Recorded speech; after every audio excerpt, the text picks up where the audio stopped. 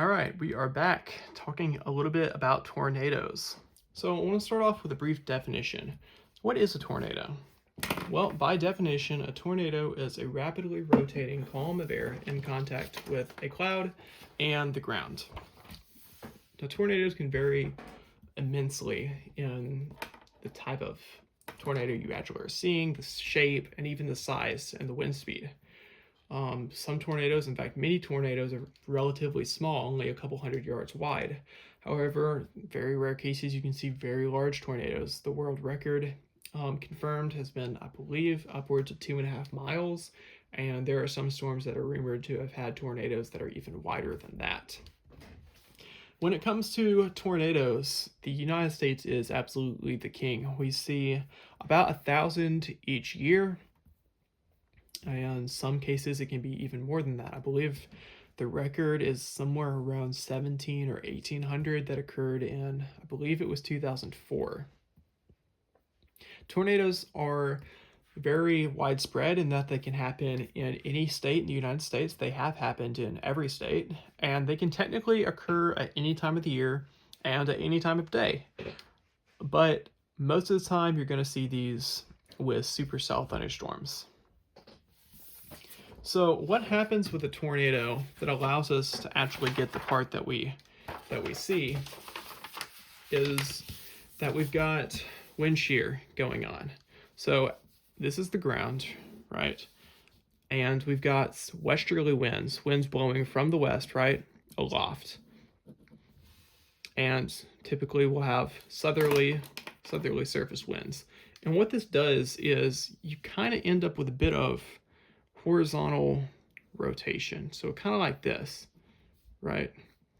Something like this. And it's happening across a wide region.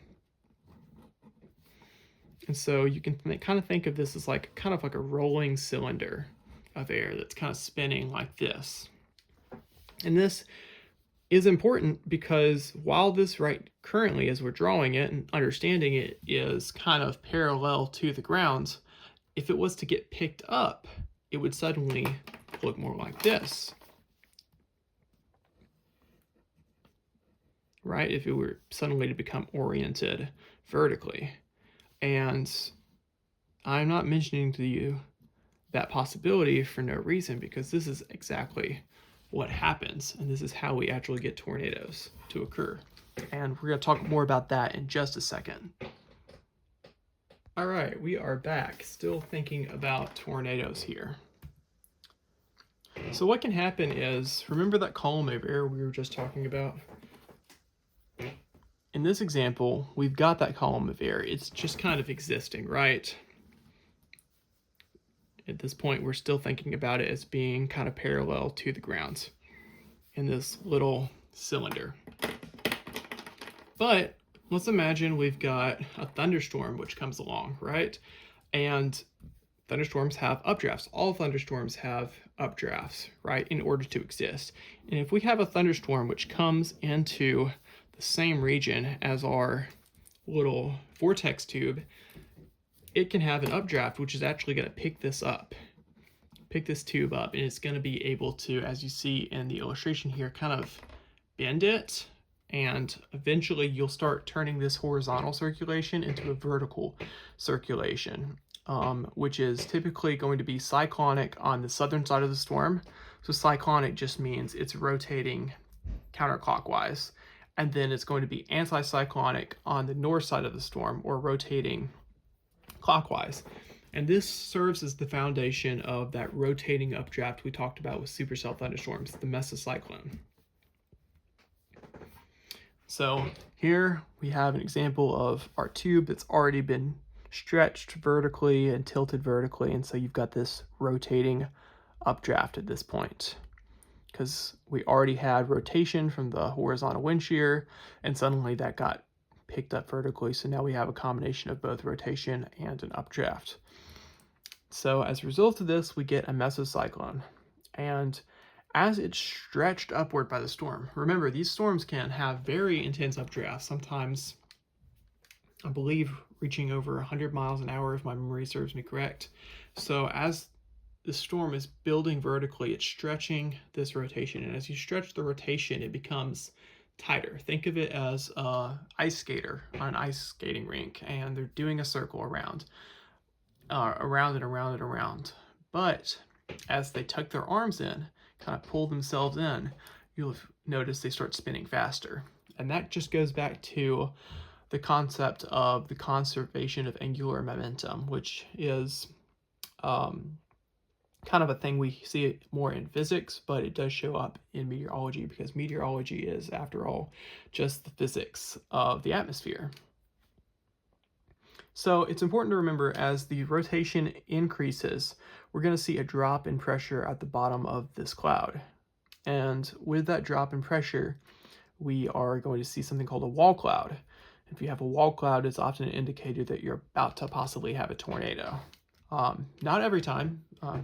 Can't tell you how many wall clouds I've seen on storm chasers that did not produce a tornado. But typically, if you're going to see a tornado from a severe thunderstorm, that is going to be kind of a preceding marker of it. Once you've got a funnel cloud that develops from this wall cloud, you may or may not have a tornado depending on what happens next. So if you just have a funnel cloud, right, you've just got maybe your wall cloud right here and a little funnel coming down. Currently, it's not a tornado. But if we were to look at the ground and we saw this, that's a tornado, because we have ground circulation. We've got maybe some debris spinning around.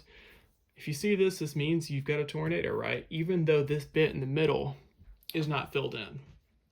You do not have to have a tornado funnel that is what we call fully condensed, which means it looks like you would expect it to, to be a true tornado.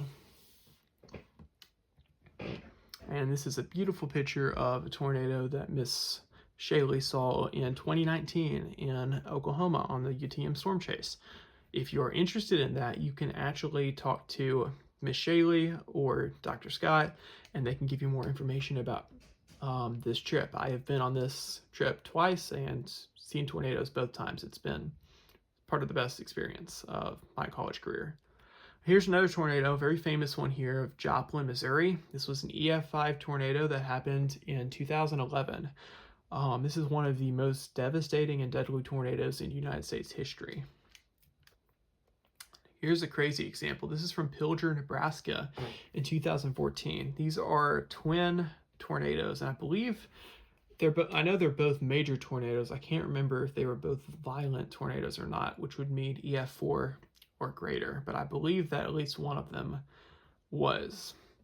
Here's a somewhat local example. This is Mayfield, Kentucky. This happened in 2021. This was an EF4 tornado. Here's another example from 2011 super outbreak in Alabama. This is interesting because we've got the main circulation here, but we also have this crazy little smaller vortex that's forming. These are called subvortices of a tornado. So this tornado, since it has 1, 2, 3, it appears maybe a third one as well, this would definitely be what we call a multi-vortex tornado, which are tornadoes that have multiple vortices, and these only occur with the strongest of strong tornadoes. Here's another example of that. So when we're thinking about tornadoes and how they're spread across the United States, we see a few interesting patterns. Tornadoes typically occur, well, they occur throughout the year, but you're going to see your peak in number of tornadoes in early spring, right? As this graph clearly shows, early spring, typical severe weather season, April, May, that's when you're going to see the most tornadoes. But what's interesting is, for a given day, just any day out of the year, your frequency of seeing a tornado, or your likelihood for a tornado to be occurring somewhere in the United States, actually increases past May and even into summer.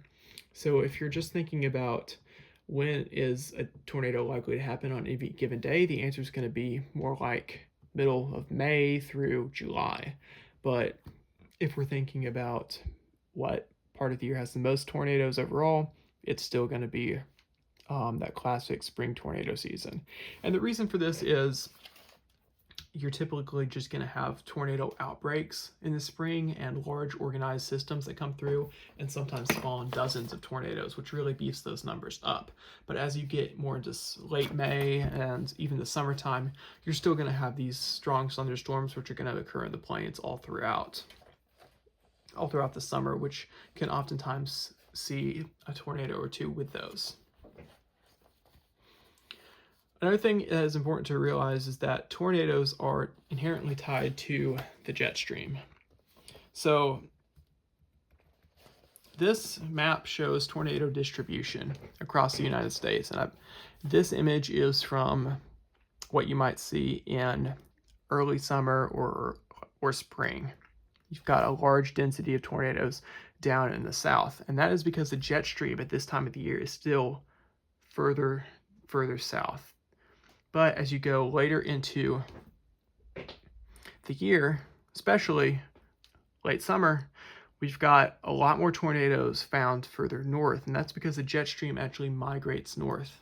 The reason for that is in early spring, the thermal contrast between the equator and the poles is a lot greater. So your jet stream is typically stronger and further south. But as you go into the summer month, everything kind of warms up and that thermal contrast or that gradient kind of slacks off a little bit, and you typically see your jet strength decrease and your polar jet to move further north. And so since a lot of tornadoes are going to be tied to things like supercells, remember that supercells require that vertical wind shear. The jet stream really helps with that. So if we look at a little bit of graphs which explain kind of where you're most likely to see a tornado in the United States. No surprise, in the Great Plains, in your classic tornado alley area, that's where you're going to have your highest concentration. However, recent research is showing that tornado alley, as we understand it, is in all likelihood shifting further east.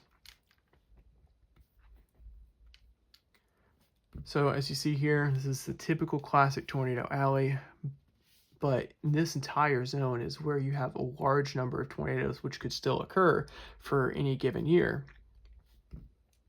You may notice that there are some highlights in like Arkansas, Mississippi, Alabama, Georgia, and even Tennessee. And it's because this area, being in the southeast, is also very prone to tornadoes, so much so that it's been given a colloquial name as Dixie Alley, which is like basically a southern version of the tornado alley. And speaking of that, this is just a map which shows kind of the trend, right? So here in these red regions, we're seeing an uptrend in tornadoes. And in the blue regions here, we're actually seeing a decrease in tornadoes, which kind of goes along with that narrative we're already thinking of anything east of Tornado Alley becoming more active over the past few decades. So this is just another breakdown of Tornado Alley versus Dixie Alley. Now this is an interesting map because this talks about your average annual number of tornadoes per state from 1985 to 2014. And so again, the Southeast has an appreciable number as well as the Great Plains. Now Texas is positioned to where it's in good territory for tornadoes to form just due to the proximity of the Gulf. You've got all that moisture. You've also got something called the dry line, which typically sets up from Oklahoma to Texas in the severe weather season, which can really help with your tornado chances. But what's interesting to note about this map is that even though Texas is far and away the largest state with the number of, most tornadoes, it's interesting because Oklahoma, even though it only has 56, per the state's size, Oklahoma actually has, like per area, per square mile, actually has the largest ratio of tornadoes to land. Here's just another graph talking about a different time period here. Tornadoes in the southeast, so kind of where Martin is, are quite common. While the plains do experience the most tornadoes of any portion of the U.S., the southeast unfortunately gets quite a lot, it's oftentimes in the form of severe weather outbreaks like we saw in 2011. The Southeast typically has a bit of a split mode for their tornado season. And by that, I mean March through May, kind of this time of the year, right, is when you're definitely going to see the most tornadoes happening. But there's a second little peak in November. And that's kind of weird. You might be wondering why that would be the case. But remember what we talked about earlier. So this is the United States, right? This is the United States according to me. It's not very good, but let's just pretend it is. So in this case, in the early spring, the jet stream, right, is going to be further south because that thermal contrast is greater, right? And so we're going to have the jet stream coming right through the southeastern U.S. on average. And so this is going to promote tornadoes in the early spring, which is what we see here. But as we go towards summer, of course, this shifts north. Suddenly your tornado counts drop off. But in November, we actually see the shift. The jet stream has been up here for the summer months. Suddenly, it's starting to shift back down with the change of the season. So it once again comes back down south in the southeast, and that's why you see this peak in November. So whenever we're thinking about thunderstorms and tornadoes, we often hear about watches and warnings, and it's important to understand the difference. Important for your life, and I will say also going to be important for your exam, because this is definitely going to be a question.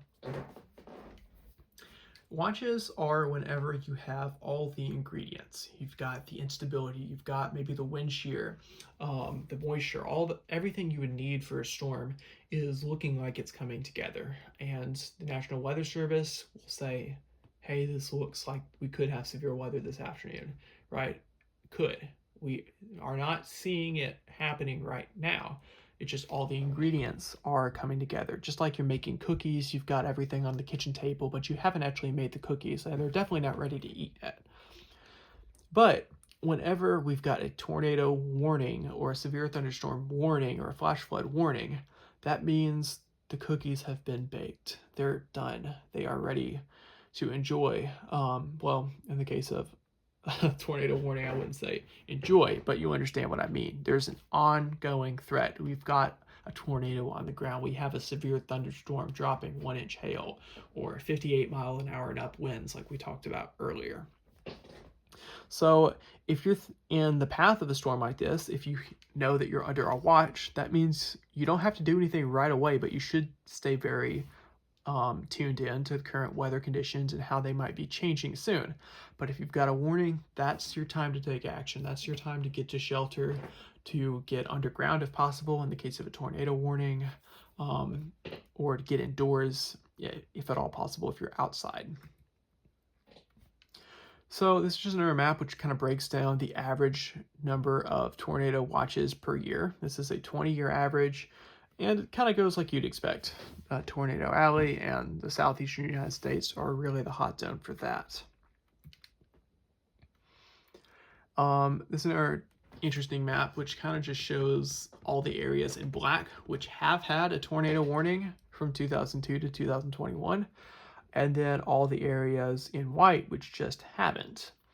And you can see pretty much cut the country in half. Everything over here has seen a tornado warning, but further west you go, it's a lot drier. You also got the Rocky Mountains, which higher elevation, you're not going to see as many storms up in that area. So since we're thinking about tornadoes, and especially in the context of the Southeast, the natural question is, why are they so deadly? And there are a few reasons for this. As you might know, if you're from the Southeast, or maybe you've visited it before, there are a lot of what we call mobile homes. These are small homes which are constructed, to basically serve as affordable housing, and As James Spann has once said, he's a famous meteorologist, he said, I love the concept of mobile homes. They're great that they make affordable housing available to so many people. But when it comes to a tornado, they are absolute death traps. These homes are not built to withstand strong winds. And so as a result, anybody trapped inside a mobile home is at much higher risk in a tornado from debris. Another issue that we face in the Southeast is that threats are not always communicated well. Sometimes there's a discrepancy between the amount of tornado sirens in an area and the amount of people living there. Especially if you're in a rural area, it can be hard to get those warnings. Another issue we have in the Southeast is that we have tornadoes at night a lot. Tennessee actually ranks #1 in the nation for the most nocturnal tornadoes. If they're at night, they're obviously harder to see, and that can make them much more dangerous. Another thing is, like we talked about earlier with severe thunderstorms, is that the southeast United States typically has a lot of high precipitation supercells, which means that your tornadoes from those are going to be oftentimes rain wrapped, which means you can't see them. We also have a lot of trees here, which can make it more difficult. Trees and hills, which makes it more difficult to see oncoming tornadoes. And we also have some tornadoes which are very long track, which can obviously make them deadly. So you can see this reflected in this map, just showing average annual tornado fatalities per state from 1985 to 2014. Unfortunately, the Southeast is definitely the winner in this regard. If we also look at the mean number of EF4 tornadoes or greater, so EF4 or EF5, the mean number of days that have a tornado like this per century within 25 miles of a point, we've had 5+ in this area. So you can see there's a hot spot here for severe and long track tornadoes, which are the most deadly. If we also look at the average time where tornadoes like this occur in the southeastern United States, you'll see we have this peak from 15 to 18, which is roughly 3 to 6 p.m., which is late afternoon for us.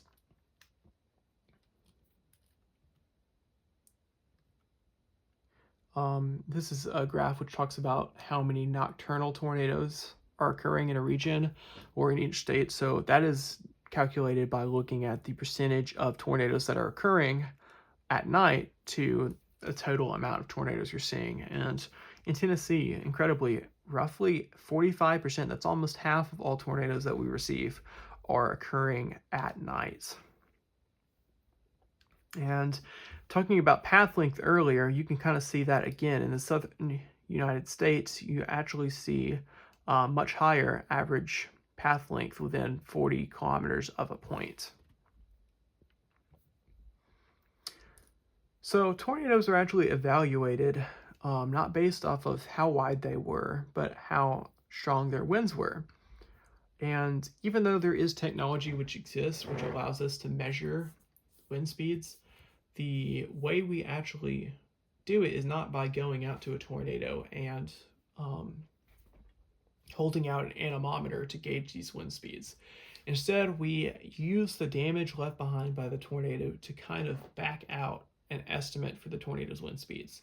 So how this is done is if we have damage that people from the National Weather Service have examined, professionals have examined and determined that maybe we had 65 to 85 mile an hour winds there, that is considered light damage and is given a rating of EF0. And these ratings go up. So with increasing wind speeds, you're going to have increasing EF ratings, which stand for Enhanced Fujita. So this scale was actually invented by Dr. Ted Fujita, and originally it was just the F scale. But in 2007, we realized there's some new things we could add to this and more changes we could make that would make this a more fair assessment of tornado strength. And so it got upgraded. So it's now called the Enhanced Fujita scale, or EF scale. This is an example of what some EF0 damage actually looks like. Pretty light damage, all things considered. In fact, you can see this kind of damage from severe thunderstorms that are not even tornadic. But as you can see, as we look at EF1 and EF2 damage, it starts to go up pretty quickly. Suddenly we're looking at EF3 damage, and it gets intense pretty fast. EF3s are entering what we call major tornadoes, and these can be very, very dangerous and very deadly. As we get into EF4 tornadoes, this now is what we've determined as violent tornadoes, which means you can have incredible destruction to homes. This pile of debris was once a well-constructed home, and it's been completely leveled. This is a car. And finally, we have the top of the top, EF5 tornadoes. You cannot go any higher than this on the EF scale as it currently stands. These are tornadoes that have wind speeds that have been determined to be greater than 200 miles an hour. And these are absolutely terrifying in what they can do. This was once presumably a home. All that's left is the foundation. It is not what happens after you've got maybe a home that's been partially destroyed. You've got the ground crew coming through and cleaning it up. This is actually the raw result of the tornado just scraping everything off the foundation and carrying it away. And these are what it has done to some cars here. And this is just a kind of a breakdown of some of the damage indicators that the National Weather Service uses. And so basically how this works is if you're looking at maybe an apartment or a motel, the extent to which that is damaged will be a factor in determining its EF rating. Or maybe if it's a school or automotive building, or maybe a big box retail store. Basically, the idea here is that there's different objects, and depending on how they're damaged, we can use that to assess, okay, if it's damaged this much, that could only happen if we've got a wind that was roughly this strong. And it's not just guesswork. They've got a lot of engineering consultations and calculations that have gone into that. Another thing that's interesting to note is that within a strong tornado, you're not always going to see the same damage across the board. So if you have an EF5 tornado, that doesn't mean that everywhere that tornado was, you're just going to see EF5 damage. It actually varies quite a lot. So this is an example of an EF5 tornado that went through Oklahoma. And here, these homes are completely leveled. So EF5 damage here and here. But as you go just up the street, you suddenly got EF2 damage, and EF3 damage, and a little bit further up, EF1 damage, and EF0 damage up here. And this can be caused by a few different factors. One, tornadoes don't just go in a straight line. They kind of curve often. And oftentimes what you'll also see is within these high-end tornadoes, you'll have multiple vortices. So you might have a vortice, which is going through here, the main vortex, causing all this intense damage, but maybe you have another weaker vortex that's doing some damage over here. And so it just can vary like that. The way you can stay safe in a tornado is to get underground. That is your best bet. Place as many walls between yourself and the storm as possible. A basement is perfect for this. If you do not have a basement, you can still take shelter in a hallway. That's what me and my family always did growing up to stay safe in severe weather. It's important, though, that you stay away from windows. You do not want to be in a room that has a window which faces outside. So ideally, you just want to put as many walls between you and the storm as possible. Like we talked about earlier, if you're in a manufactured home or a mobile home, you want to get out if you have time. If that's an option, maybe go to a friend's house who has a basement, or just anything you can do. Maybe get to a local storm shelter. Many towns actually have them for the public. If you're in a car, what you can do is just drive away if possible. That's not always the best option. If there's shelter nearby, just get to shelter. Don't try to outrun these tornadoes.